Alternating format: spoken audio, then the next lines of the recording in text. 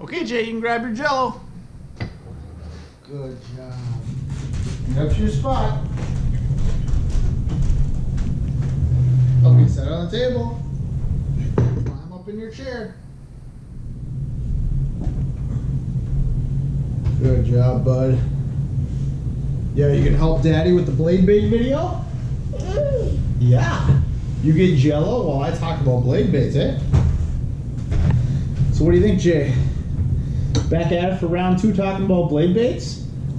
We got the star of the show, Jaden Johnson here. I'm Josh Johnson. Yeah, we're gonna come back at you with a little bit more on blade baits finally. I'll start out showing off. This is a head and sonar style blade. It's just, I think, a little under 3 inches.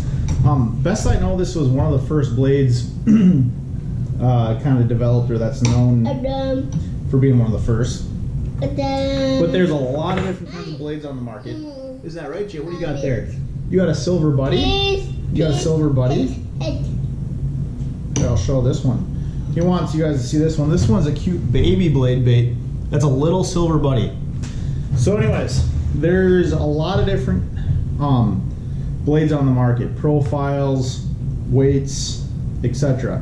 The ones that I'm going to focus on are ones that I have more experience with, and most of them tend to be a little bit more elongated, more fusiform shape, kind of like a minnow. Out where I fish a lot on Sakakawea and Fort Peck, there's a lot of emerald shiners, smelt, Cisco, a lot of elongated bait fish. So most of my blades tend to be more long and slender than, say, like a taller bluegill or shad type profile. But to get to the next point in terms of like selecting a blade, ultimately when you're getting started out, it's pretty hard to go wrong anytime with, you know, matching the hatch. It's said all the time, but it's true. A lot of times fish can be selected for certain profiles, colors, etc., related to what they're used to eating. Isn't that right, Jay? What color do you like, Jay? Which color do you like? Oh, you like the lipless crank. No. Oh, you want me to show it off? Okay.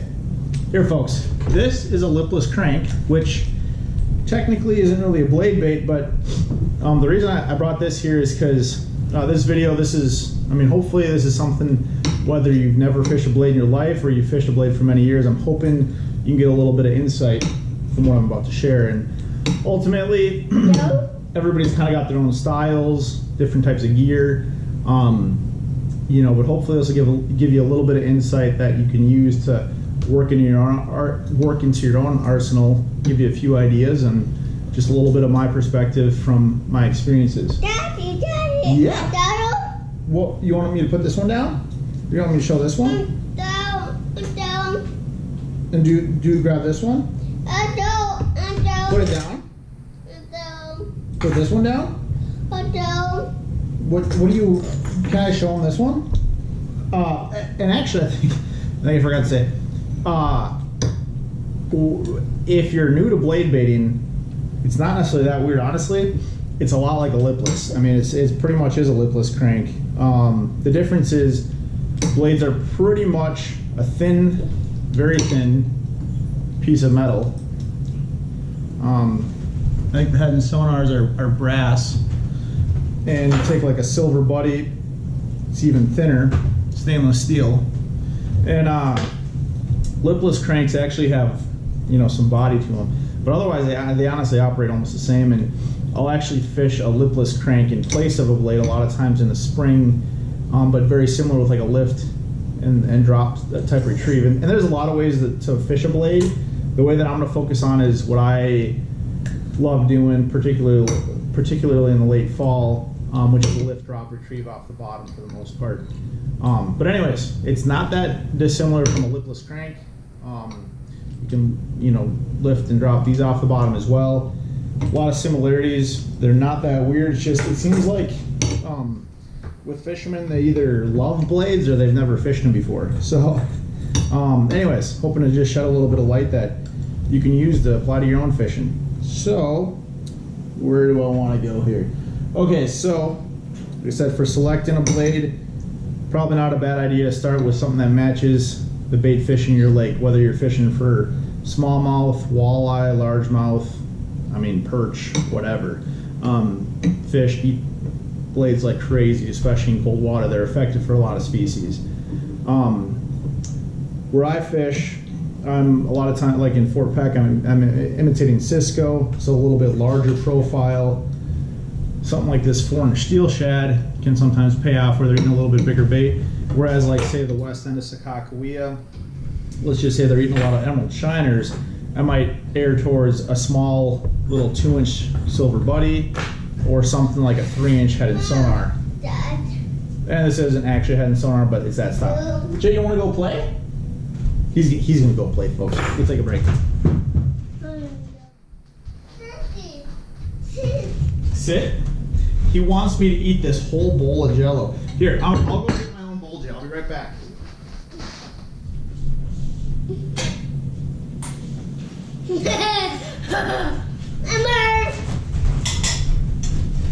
Jaden gets really concerned that I might not be enjoying jell-o with him. Yeah, Jay, you want me to enjoy jell-o also. In fact, I might even tie in a really random thing with jell-o later related to blade baits. Is that better, Jay? Yeah, that's right. I'll eat some jell-o. What, can I eat it? You checking out my jell-o?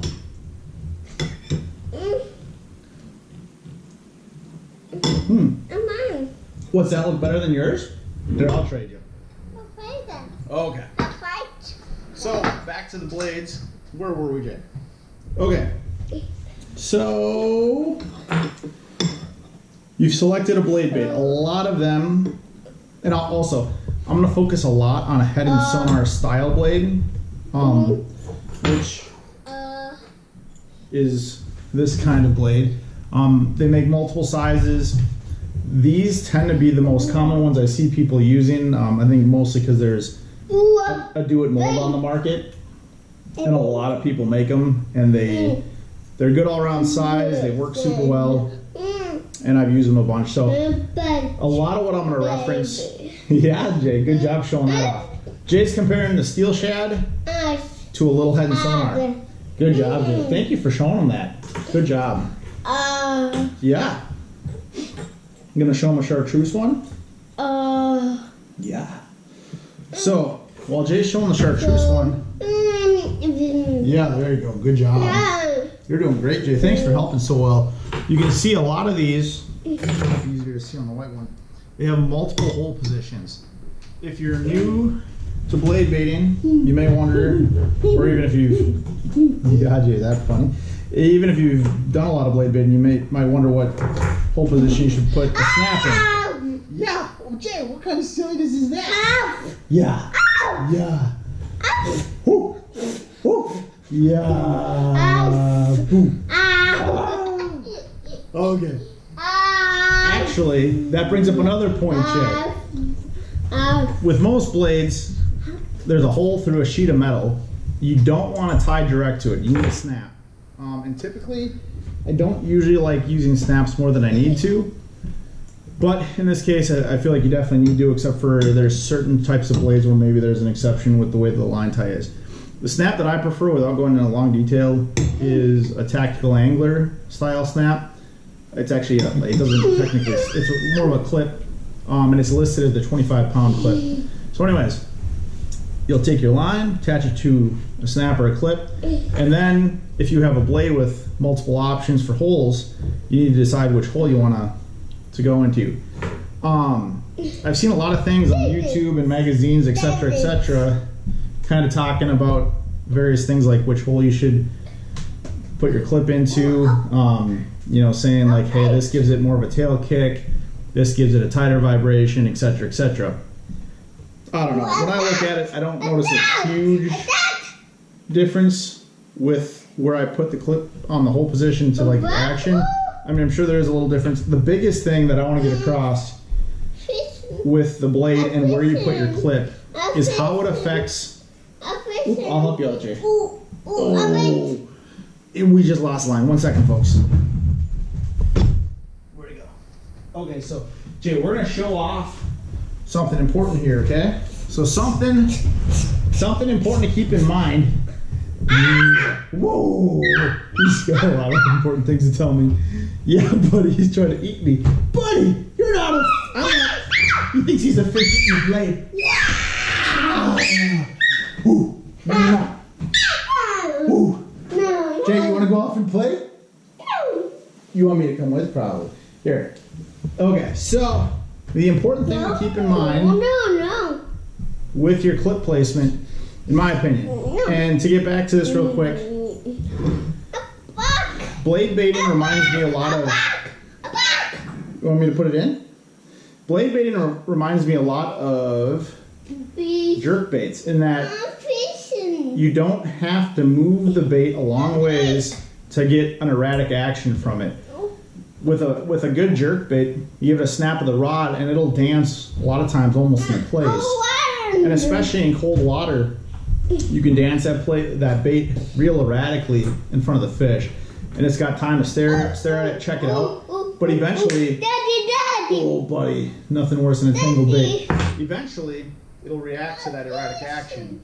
I think similarly with a blade, they kind of can come in and look at it, and it's got a real quick, hard, erratic action for how much movement you give it. They vibrate very hard and very quickly, considering how much you move it. So, you're done? Are you done? I'll keep talking here, Jay, okay? Daddy! Can I keep talking for a little bit? Yeah. You can play for a little bit, Jay. I'm gonna keep talking, okay? Sorry, guys. Dad life. Anyways, Jay's doing good. He loves helping with fish and stuff.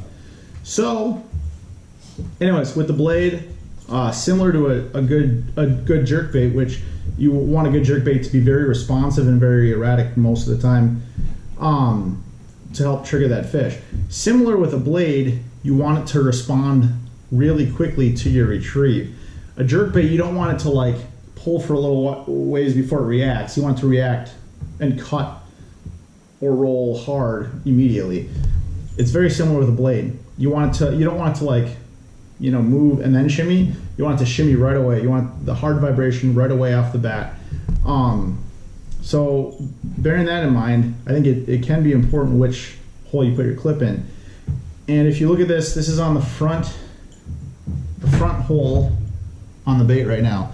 And what I'm going to represent with this is your cast or where you're at in relation to your bait. So right now you can see the bait hangs, pretty close to horizontal. So when you pull, that back will, for these baits to react, they sit at kind of almost a 90 degree to the line. Like if you cast and retrieve it, it's like a lipless where it rides really nose down. It'll vibrate hard, but it runs nose down. So the bait needs to be almost perpendicular to your line to get a good reaction immediately.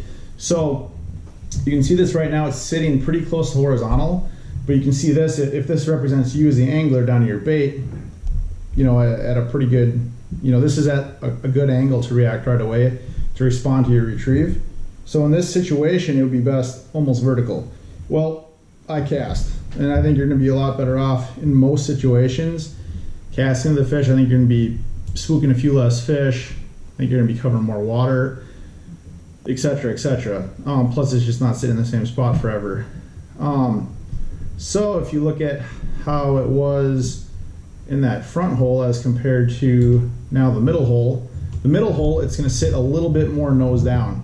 So if you look at the angle that the line would be at for this bait to like start responding to your retrieve so that it starts vibrating, the angle that it would start vibrating at would be something about like this. So if you cast it out, let your bait fall to the bottom, it's laying flat on the bottom, and you as the angler is way out here and you have like a 45 or whatever degree angle going down from your line to the bait, as you pull, it's going to come into position to react to your retrieve very quickly in that position, much more so than if it was in the front hole. Because if it was in the front hole and you're way out here, it's going to tend to pull the bait forward before it comes up to then react to your retrieve. It may not sound like a huge difference, but I think if it was like this and you almost have to like pull it, and then it rotates, and you know, you almost have to pull it too far to get vibration out of it. So that's where this middle hole with that more downward angle works much better on a cast. Now, if you go to the back hole, which I'm doing here real quick, it's going to sit even more nose down. So now you can see the angle that it would take to get this thing to start responding to retrieve would be, pretty long angle out to you, the angler. Therefore, it's going to do the best on a long cast. However, once you work it in and you get it pretty close to the boat, and for me, I'll work it all the way in under the boat and give it some, lift drops right under the boat. This is not going to respond as well directly under the boat.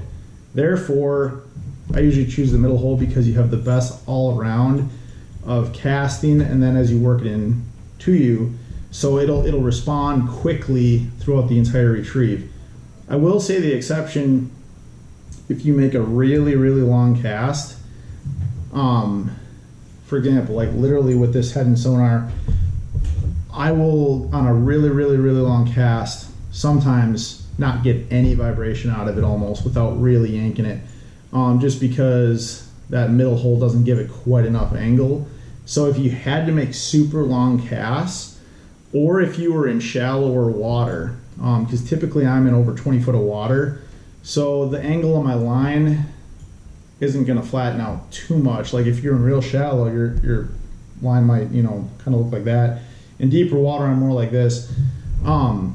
If you're making if you need to make ultra long casts, or you're starting to get shallower, I'm not even sure, but under 15, under 10 or 15 foot, you might actually consider that back hole to help it respond instantly on your retrieve. So anyways, that's a little bit about the placement of the clip in those holes. Kind of long-winded, but at least when I've looked around, I haven't really ever heard of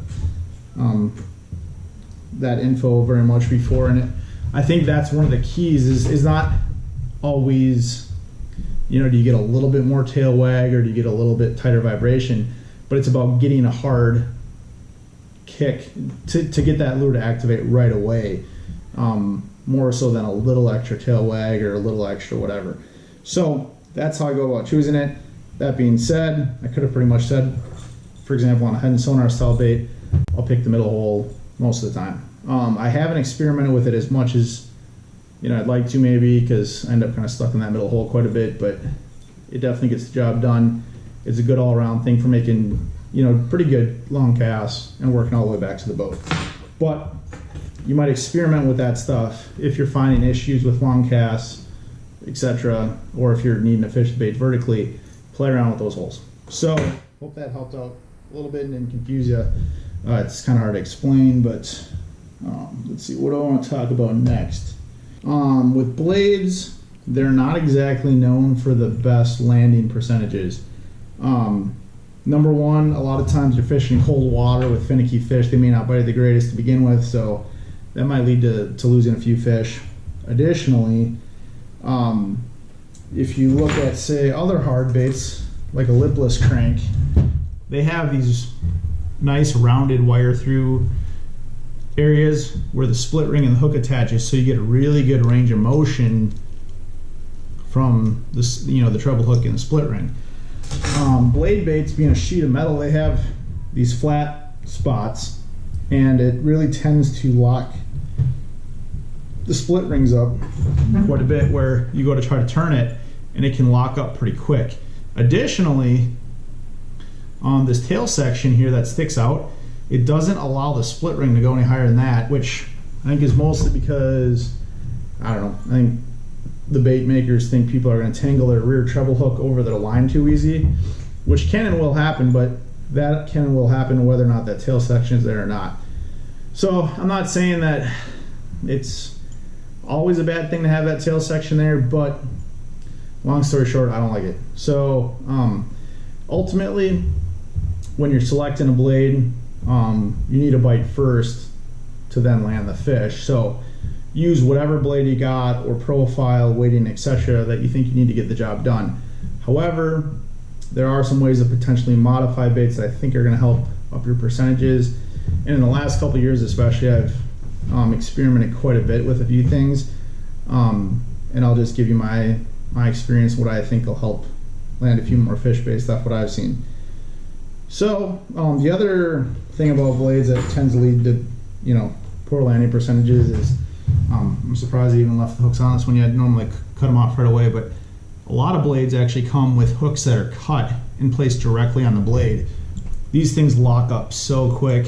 If a fish's head turning, you know, head shaking and, you know, bulldogging around, it's really easy for them to just, you know, work those hooks right out. You want to cut those off and add split rings. You want split rings on any blade you have, pretty much. I don't know what it is with blades, but a lot of blades seem to come with, you know, mediocre or terrible components, and manipulating those can really potentially help up your odds up front. If you want to get a little bit more complicated, that you know, in ways that I think will help you land a few more fish, well, I'm about to get into that now. So personally, I think that tail section gets in the way. What I like to do, and there's quite a few baits that are like that. Some baits aren't. Take the steel shad, for example. It's got that rounded tail section. It's much better for good range of motion here. A lot of times with blades, those fish are just nipping the back hook. So you're attached to like this 6-pound smallie that's like freaking out, and you know, actually it's cold, so they don't fight as hard, but you know, swinging its head all over the place. Attached to this, the less you can have hang that back hook up, the better odds you're gonna land the fish. So, you know, good job steel shad and keeping that open. Not saying there aren't design reasons for some of this stuff, but you know, my experience, I think, you know, I don't know. I think companies do it to help you minimize the amount of tangling you get with your main line, but like I said, if you follow your blade back on a semi-slack line, there's usually not a lot of tangles to begin with. You know, and I don't feel like the tail helps that much. So what I like to do, if you can see this,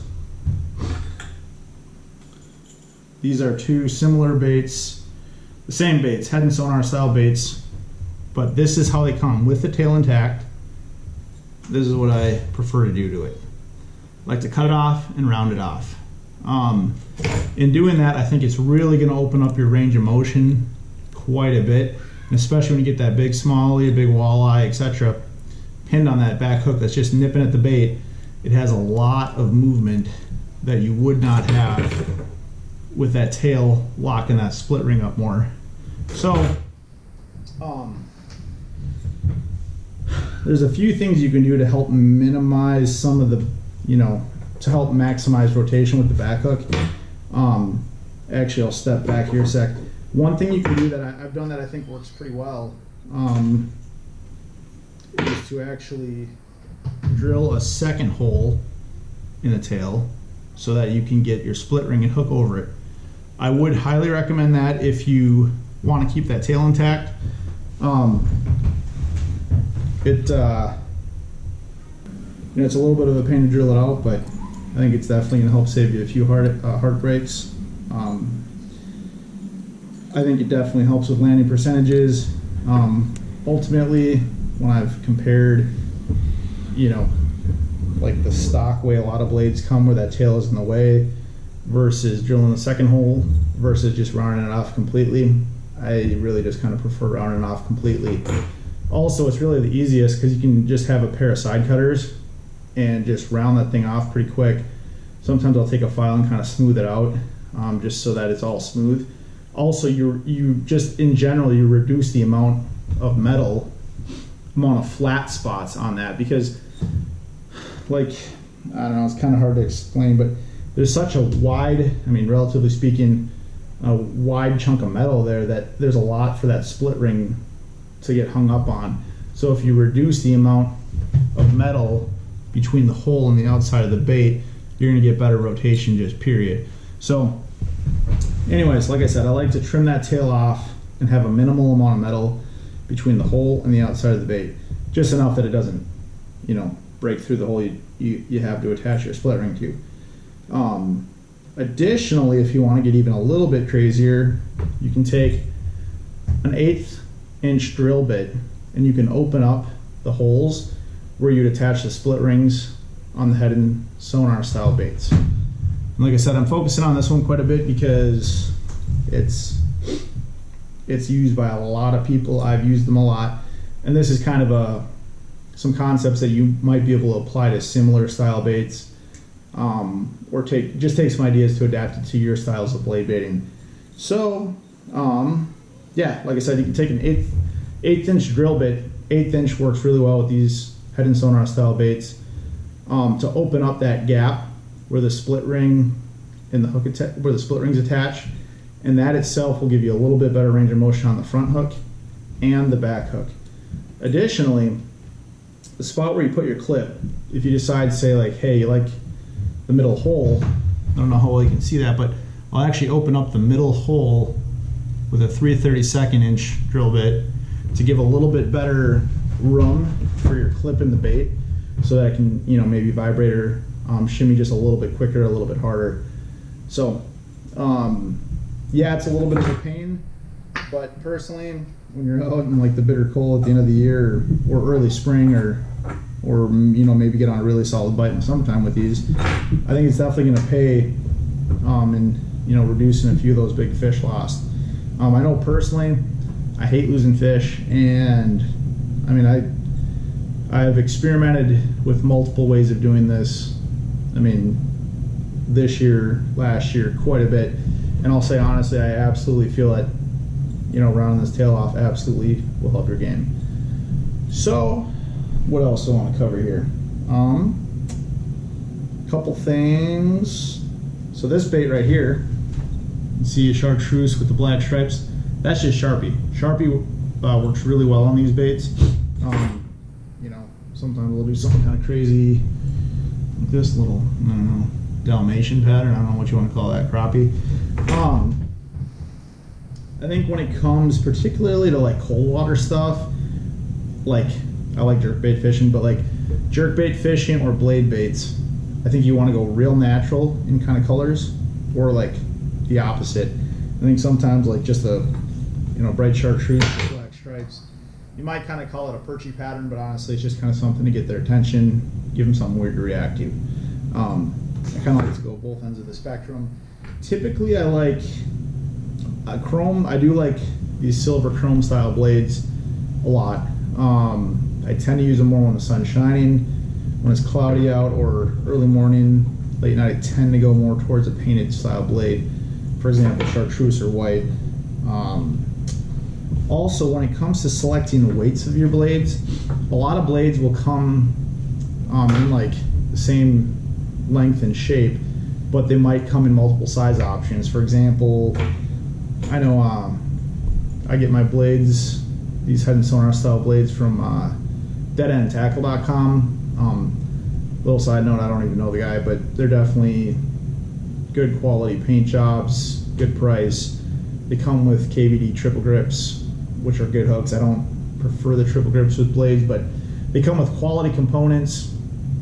Everything about them is good and a good value. So anyways, I really like getting these little head and sonar style blades from deadendtackle.com. So far that's my favorite place to buy them if you're interested in this style of blade.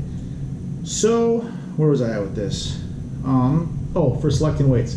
So for example, Dead End Tackle, who I'm sure uses kind of a dual mold style to make their sonar style blades. I think they have them available in like 1/2 ounce, 5/8 ounce, and 3/4 ounce. I usually go for the 5/8. I'm usually fishing over 20 foot of water, and for me it feels right. I think if I was in under 20 foot, I might consider less. Something to consider, if the bait is less dense for its overall length, you tend to get a little bit of a erratic spoon-like fall every once in a while out of them. So let's just say I was used to fishing this in a 5/8. If I step down to a 1/2, on the lift it would vibrate, and on the drop, every once in a while these things will kind of cut and may glide to the side a little bit. If you lighten it up a little bit for its length, they'll have a stronger tendency to do that. Also, it would make sense in shallower water to potentially lighten up, but I'd say that 5/8 in, like, for example, head and sonar style blade is a you know, pretty good all around, 15-foot and deeper, you know, kind of waiting for them. These steel shads happen to be listed as a 3/4 ounce model. Once again, if you look at this in 3/4 ounce, this is a silver buddy in 1 ounce. This is longer and lighter. This is shorter and heavier. So this is going to have much more. It's going to have a real tight wobble and plummet back fast. This will have a nice tight wobble, you know, a nice hard wobble. But then sometimes on the drop, it'll almost cut a little bit like a spoon. Whether that's good or bad, you just have to kind of play around with them. But just kind of an FYI. So what do I want to talk about next? Should probably talk about jell-o, because I probably wonder why we have jell-o out here. So there's an interesting kind of phenomena that I distinctly remember from actually this year fishing with Cody. It was just a few weeks ago, really. We were fishing and it was like literally chunks of ice floating around us.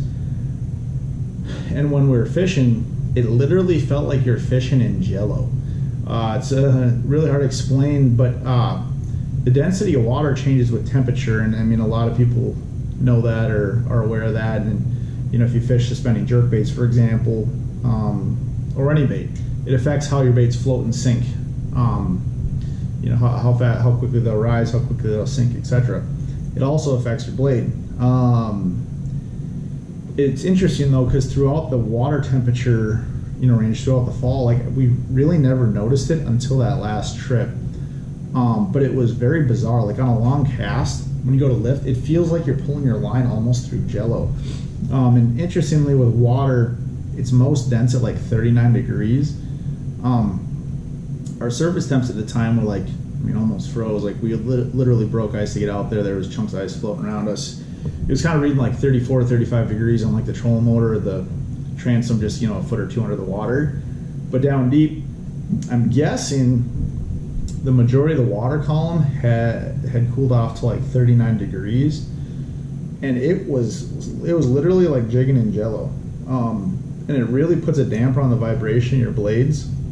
And I'll say, previous to that, I don't think it would have really mattered a whole lot in terms of like, well, I guess what I'm saying is we didn't notice it up until that point. And at that point, the fish are shutting down, so it's getting tough to begin with. However, you might consider some options, and I don't know what the best options are, but to get a little bit harder vibration out of it, etc. I mean, with those jell-o-like conditions, literally, I mean, it was a noticeable damper on the action of your bait. To compare, so this is an actual Silver Buddy brand blade. A lot of people generically refer to them as Silver Buddies, whether it's a Silver Buddy brand or not. This is actually a Silver Buddy.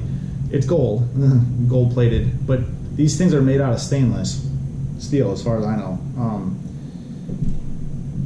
And actually, yeah, I'll get back to that in a sec. But anyways, these are made out of stainless steel. Here, do I have another one here? Let's see.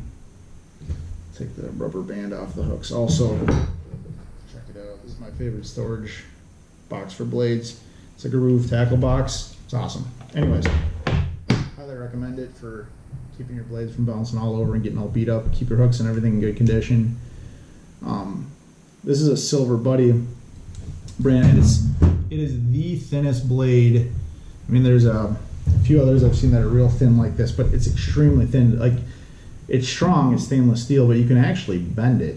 And I'll tell you this, I think in that jell-o water, and I can't say to guarantee like when your surface temps are at something or another to kind of watch for this, but it's something to experience when you do feel it. But anyways, I think these things have a little bit more wag to them, or they activate maybe a smidge quicker.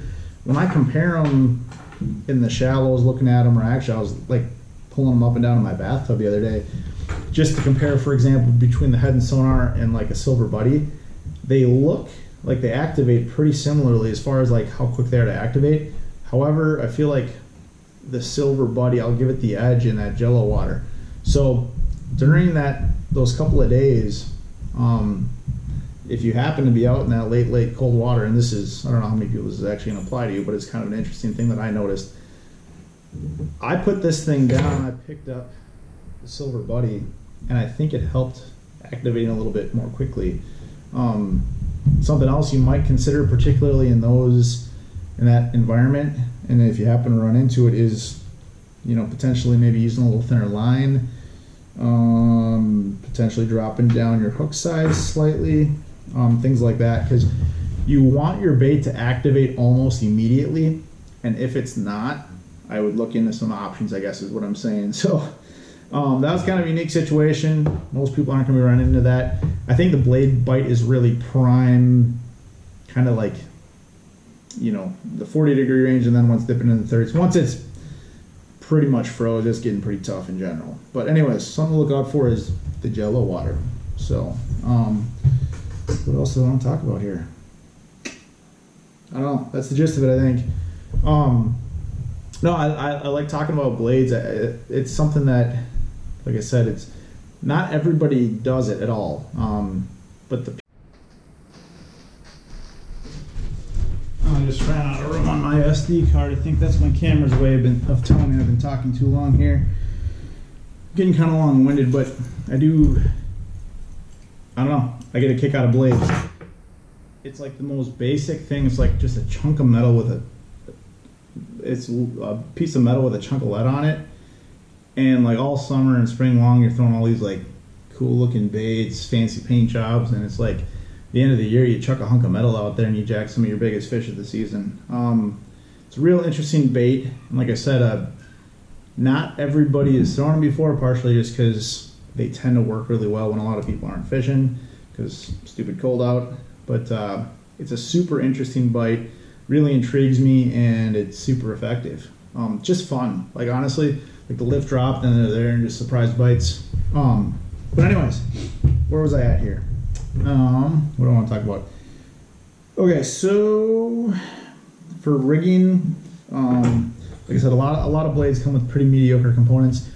One thing, a tip that I'll give you that has saved me quite a bit of money is split rings. I like to get these Worth brand split rings. They're actually made out of Stevens Point, Wisconsin, I'm pretty sure, where I went to college. But to get them from the Worth company themselves, I think you have to buy them by like the thousands. I mean, they sell them like in bulk. So where I get my Worth split rings is from barlowtackle.com. That's the only place I know to get them. But they sell spring steel split rings.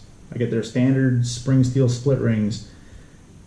They're stupid cheap compared to a lot of quality split rings you might know of and buy. I've never had problems with them. They work. They return back to their shape really well. So if blades with that flat metal edge, there's a tendency to wreck the snot out of split rings. With the Worth split rings, they snap back to position real well. The go-to size split ring that I like to use, and this is actually important because you don't want to be too big to have too much weight, but if you go too small, you tend to open up your split ring too much, is a size 4 split ring, like one of the Worth split rings I get, Worth brand split rings I get from Barlow's Tackle. I pretty much use a size 4, and with the size 4, I like using number 4, size 4 split ring, and on a typical head and sonar style bait, like these little, just under 3-inch style baits, there's a few different hooks that I've used and experimented with. For the most part, I've used KVD triple grips in size 4. I've used Gamakatsu round bend magic eyes in size 4, and I've used the Owner ST36s. I've caught lots of fish on all of them. I really like all 3 of those hooks. I mean, they're 3 good hooks. However, most I've been using the Owner ST36s. They're probably my favorite. They're a little, the shank on the ST36 is a little bit longer than the Gamakatsu round bend treble. So if you're using a bait that you're tending to tangle your treble hooks with, and let's just say you're using Owner, you might say use the Gamakatsu round bend treble because the shank is just slightly shorter. but these are just a little thinner diameter than the Gamakatsu round bends, and I don't have issues bending them out unless I'm like jacking the hook set on a rock. I think they penetrate a little bit easier potentially. They're a little thinner diameter, but they actually have a slightly larger barb per size of the hook. But anyways, the Gamakatsu round bend trebles, Magic Eyes, and the Owner ST36s are probably my favorite. Nothing wrong with the KVD triple grips. I just tend to think the round bends, they're kind of my preference for smallmouth most of the time. So anyways, those are a few that I've used. You might also look into using the Aaron Martin's. He's got, what was it, that finesse. It's those, they're real popular jerkbait hooks. The medium heavies in size 4 would probably be really good on blades also. However, they're pretty expensive, and with blades I'm tending to change out a lot of hooks because you're dinging them up on rocks all the time. And I can try to sharpen them, but you can only sharpen them so long. You eventually need to change them out. So those, I forget what they are, those nano coated, I don't know, they're the Aaron Martin's finesse trebles. They're made by Gamakatsu. Super awesome hook. I use them on jerk baits and some other baits. They have like a light version and a medium heavy, depending on what you're doing. If you're trying to lighten up your setup, or if you're tending to go with like a spinning rod and lighter line, you might go with a lighter kind of hook. You know, I tend to use more of a medium heavy with the sonar style blade. I might touch on some rod and reel and line selection a little bit more in my third video. But anyways, this is getting long-winded enough. I gotta stop yapping. Where's I at here? So yeah, overall, the ST36 is size 4 and these smaller baits with the head and sonar style of bait. They almost can't tangle. I mean, once in a blue moon, I think you could tangle maybe if you really. I mean, I've seen them tangle like rarely, but like with the modification I make, they're still okay. The hooks will like touch, but they really don't tangle during the retrieve. And that's the size 4 ST36 by Owner and the size 4 Worth split ring. If I'm stepping up to more of a longer bait, like, I mean, there could be all sorts of brands. The ones that I've used are the Steel Shads and the Silver Buddy in the 1 ounce version. With these, I've stepped it up to a size 2 Owner ST36. Yeah, so what else do I have here? I think that's about it. If you got any questions, drop in the comment section, like every other YouTuber says. Should probably say to subscribe to my channel. If you've listened to me this long, thank you, because I've been rambling. But anyways, I like blades. If you have any questions, like I said, drop a comment. Also, got Facebook, Instagram pages, etc. Subscribe. What else am I supposed to say? Have a good night. Actually, work on your blades. Modify them, catch more fish, and then have a good night. So, well, you can have a good night when you're doing that. I should probably get some sleep myself. And also use Sharpie markers to make cool little Dalmatian blades. Have a good one, folks.